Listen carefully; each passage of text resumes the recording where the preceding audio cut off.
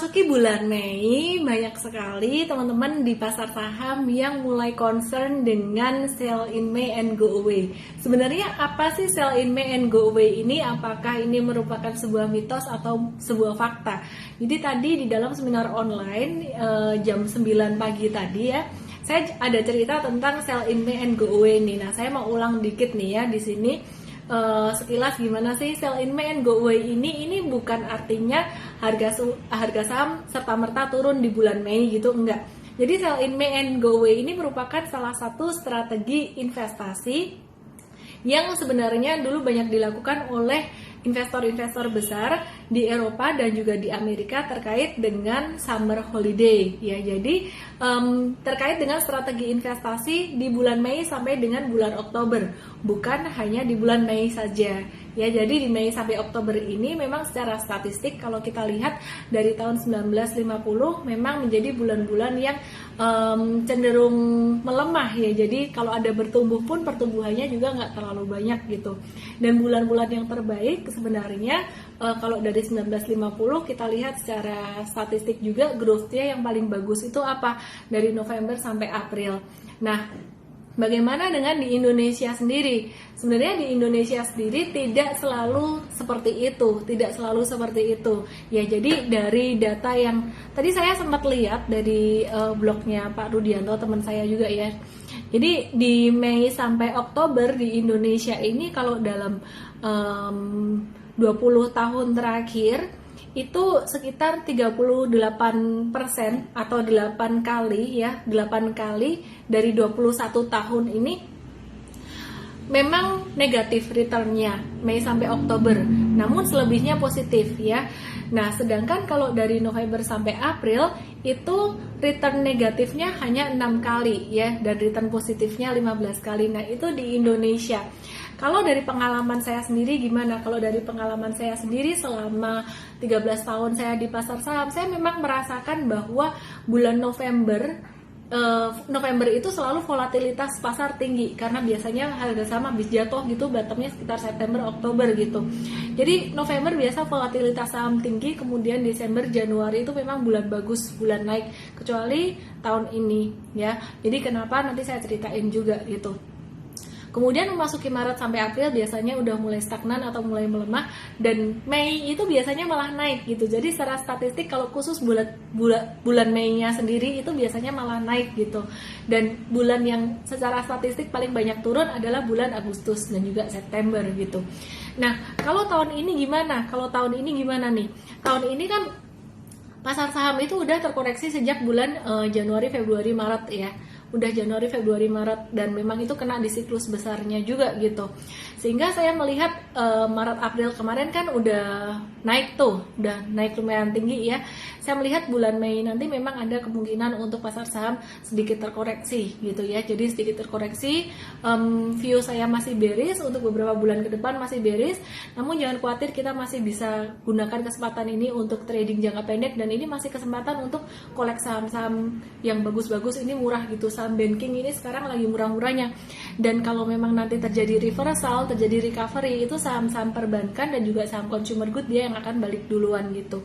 Kenapa? Karena kapitalisasinya gede ya, jadi kapitalisasinya besar, ini nanti big money juga akan lebih banyak koleksi ke situ gitu. Sekarang aja udah kelihatan ya, kemarin banking mulai turun lagi ke level terendah tahun ini, hampir mendekati level terendah, itu udah mulai diakumulasi lagi, udah mulai dikumpulin. Nah, untuk saat ini saya melihat juga proyeksi GDP atau Gross Domestic Product ya. Untuk di US sendiri masih slowing down ya, dan negara apa sih yang GDP-nya akan pulih paling cepat, perekonomian akan pulih paling cepat? Yang pertama itu China.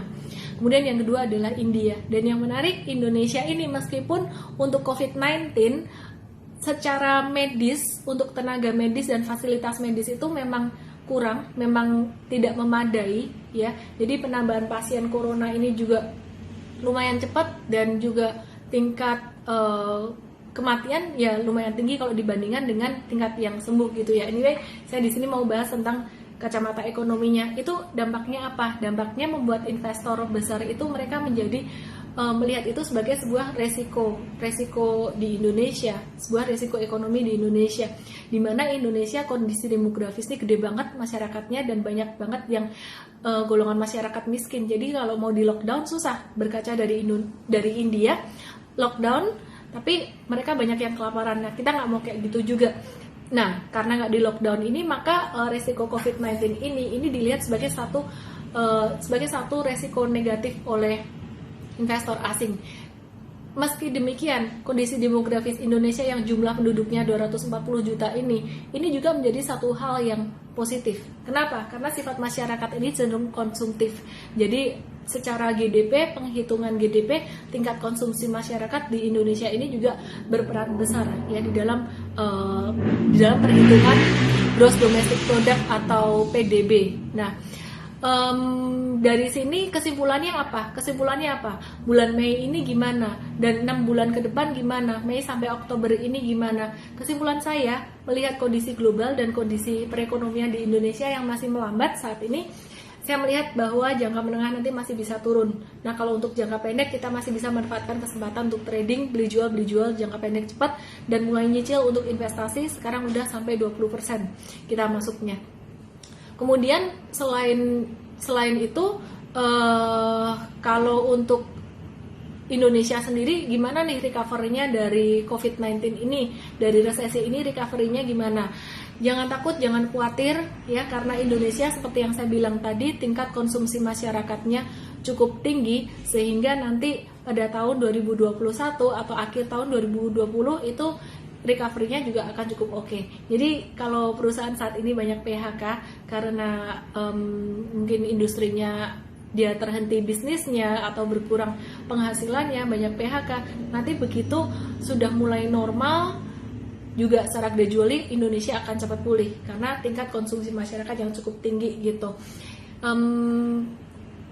Bisnis apa aja, sektor apa aja yang akan bertahan? Nomor 1 udah pasti consumer good, yang kedua finance, itu perusahaan perbankan yang gede-gede, dan juga untuk produk masyarakat low end ya, jadi untuk kebutuhan pokok bukan untuk kebutuhan tersier.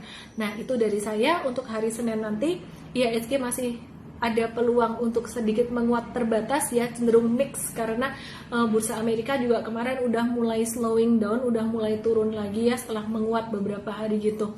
Jadi tetap untuk trading saya akan bahas secara real time. Nah, untuk investasinya saya bisa bantu melalui IG Live, IGTV kayak gini.